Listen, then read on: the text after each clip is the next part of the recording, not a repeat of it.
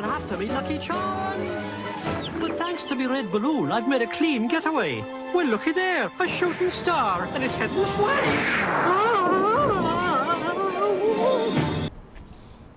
Well, we're here once again in Glasgow. I need you, Jack. Hold on. I need you more than Rose did. Right, I'm in. Introduce our location. We're at the necropolis in Glasgow, which is one of the highest points of the city, and it's a graveyard that probably spans back to kind of late medieval days when Glasgow was still a medieval city, and this area here was the site of the Bishop's Castle.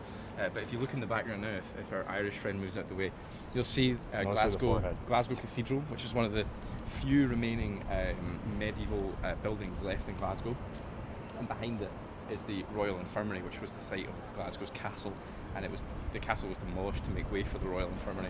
Well, hold on, Jack. Don't spill all the information right now, because I know a great resource if you want to learn about Scottish medieval architecture. You want to go to Glasgow Scotland on YouTube and watch the video Glasgow's Lost Architecture, where my colleague Gavin explains all this in depth at the site of the cathedral just down the way. But this is a really stunning location, the necropolis here, very old graveyard, and used many times as a filming location, and recently appeared in the Batman film starring Robert Pattinson.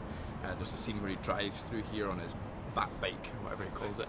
But it's a really stunning, old graveyard and amazing views of the city. But we'll take a walk through. And I'd like to reintroduce a long-running guest, Peter. He doesn't need any introduction. King of the Peter Files. In Glasgow. Wait, redo the scene. I just picked some blackberries here in Glasgow in the cemetery. Pretty good. I'd like to draw an interesting idea, Peter.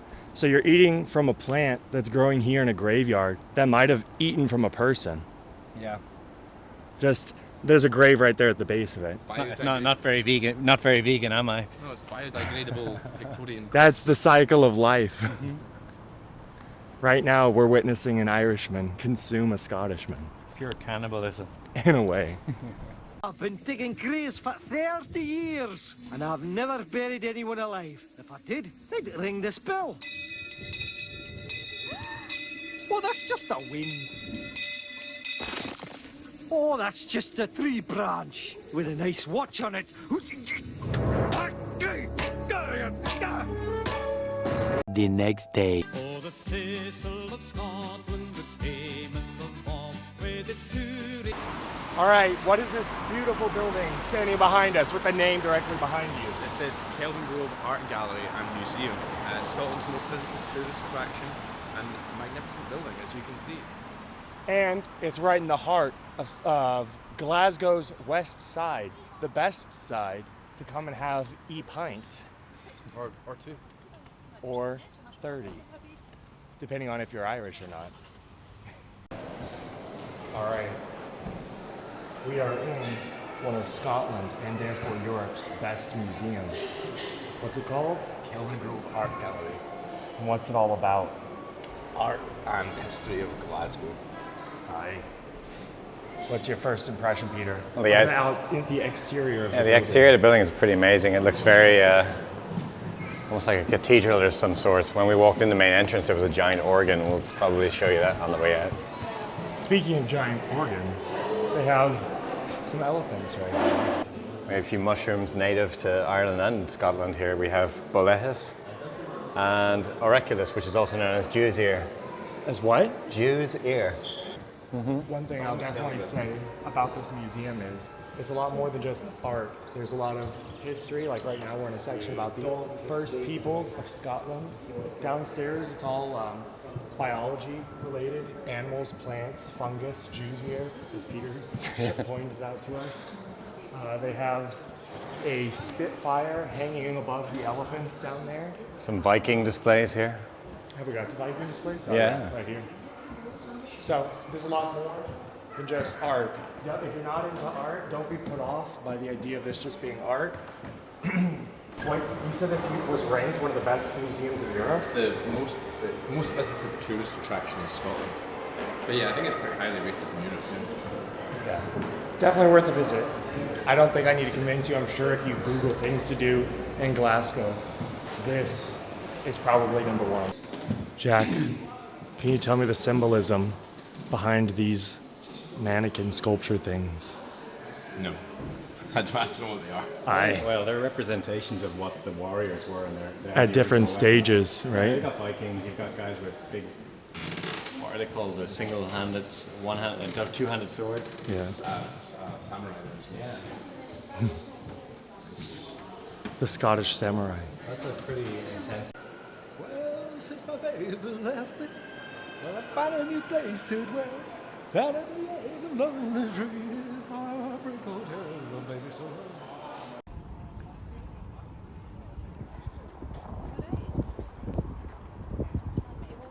So, Peter, where are we? We are in the Glasgow National Botanic Gardens, I think. So what we have here is like a nice bog garden. So you have all the water-based plants that kind of grow in kind of marshy grounds, and in order to get nutrients, they've kind of evolved to eat small invertebrates, flies, insects, things like that. Wow. You're so good at all this information about plants, Peter. Yeah. Where could I learn a little more about plants if I were ever to come by Dublin? Yeah. Well, I run talks and stuff like that every month. What are they called? Plant Swap Dublin. Oh, wow. Yeah. Amazing. See these guys here? So, do you want to zoom in on the Venus flytraps? Oh, yeah? Yeah, cool. They'd shut if you touched them, but you shouldn't. Shouldn't he?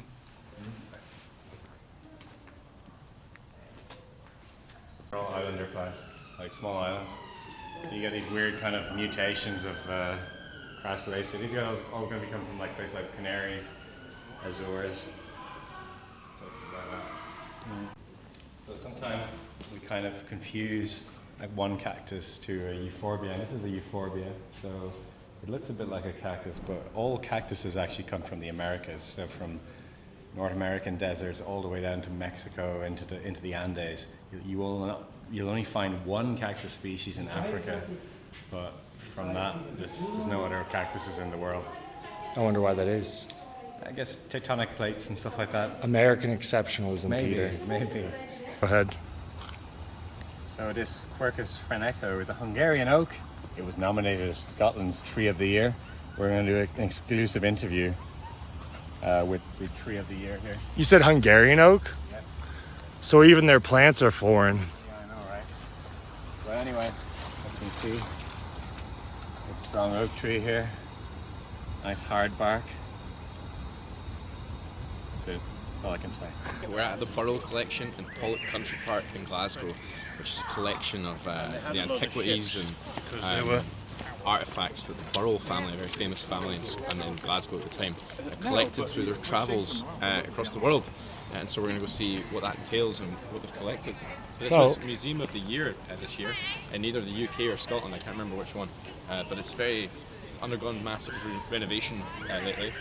And it's a really beautiful area. So this is just a family's collection of things. Pretty much. Like Peter has at his parents' house. Is that like They've got the Highland Coo in their crest. here they have a big collection of medieval stained glass windows from all over Europe. Some of them are French, some of them are from Canterbury in England. I'd say a lot of them have come from monasteries when they were taken down after the time of Henry VIII. Have you read the Canterbury Tales? I haven't. No, have you? Yeah, it's mandatory in the United States. You have to. Yeah. Here, go ahead. Some really pretty stations here from medieval church, made out of alabaster. And alabaster is a really easy carvable stone. They use it in today. They use it in China mostly. They carve little alabaster boxes, but really nice.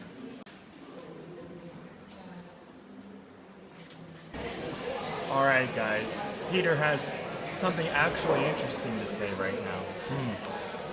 One of the things I learned recently was that in America you guys don't have blackcurrant. Show them this. It's blackcurrant is a kind of small fruit. It's looks like a grape, but it's not the same family at all. it's quite, the flavor of a blackcurrant is not really sweet, it's more tart. So they have to put usually a good bit of sugar in it. You might have heard of Ribena, and that Ribena is a drink that's made out of blackcurrants. It's a cordial that you mix with water. But back in the 1920s, there was a lot of blackcurrant growers in America. When the big lumber companies came about, they wanted to get rid of it because there's a fungus that grows on the leaf of the blackcurrant in summertime, but in the wintertime it kills pine trees. So as a result, the paper guys won and the blackcurrant farmers lost. So that's why you don't have blackcurrants or gooseberries in America. I have everything in the wrong hand now. Well, I'm going to try it for the first time. I cut my biscuit in half because I was told by Peter that I probably wouldn't like it. It's not, in America you call that biscuit, but here we call it a scone. Yeah, don't worry about that part though. These are biscuits.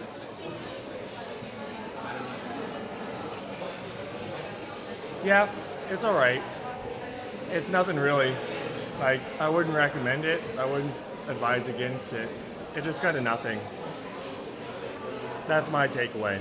Personal takeaway. Peter says it's his favorite. Well, my jam is. It's my favorite jam. Well, there you go. An American not appreciating culture of Peter. As usual. As usual. Here we have the famous Highland Q. That's quite good. Local to Scotland, I believe, right, Jack? Yep. Peter, you don't have to be in the video.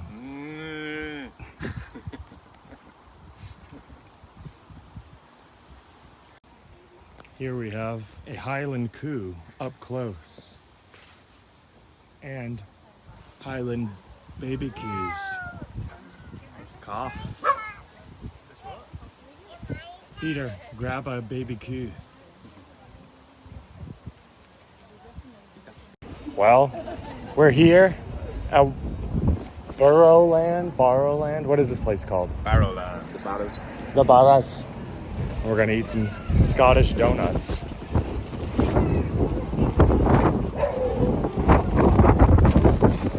It's really good. Yeah. Better than the Polish one, maybe. What do you think? Better than Poland, Peter? That's nice, yeah. They're good. Make a hard stance right now. Poland, Scotland. Pick a donut. Poland. My audio will be much worse today. Unfortunately, I'm very irresponsible and didn't charge my microphone. I have all my plugs here. So we've gone into the markets here and we are shopping. I already got some souvenirs for myself. Peter, have you gotten anything yet? Not just yet, but maybe I might find something fun, like a little pin or something like that. I'll get. Walking down the streets of Scotland, we've run into two Palestinian Liberation Organization groups. One communist group, a German beer hall thing, a guy playing a banjo, and now some anti-deep state guys right here at the top, the peak of Scottish politics, right here. Here at Glasgow University, they have this stone art right here that they like to call the vagina. And it's a tradition for first year students to climb through the vagina and be birthed into the university. Now, Jack, which way is he supposed to go through? From the back. All right, Peter knows how to do it from the back, so let's try this out. Come on, Peter. I'm stuck. Oh my goodness. Officially at Glasgow University. Let me show you guys what this is like. I'm gonna do ASMR. Peter, make birthing noises.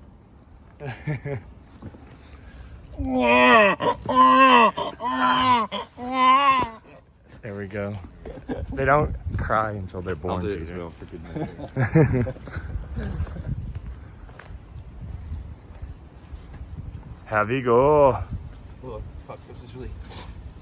Jack, your hair color changed. Did it? There we go. Which one is more ginger? Vote now. Oh man. Thumbs down. Blue or orange? Which one's more ginger? Say down below. A lot of gray on this one. more great. No, it doesn't.